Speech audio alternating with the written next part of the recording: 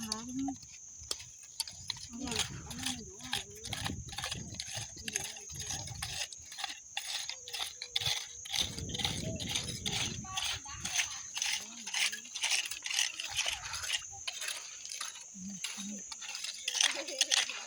ได้อยู่นางย้อม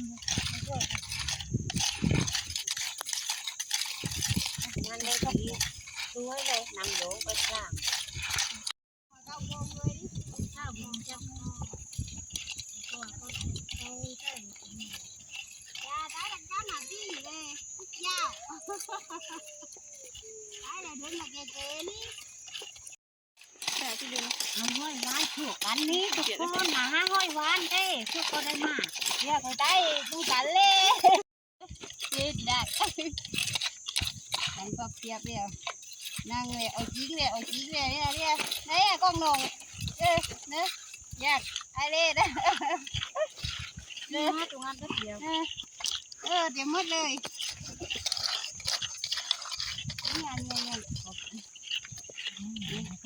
นี่นั่งโคตรเลย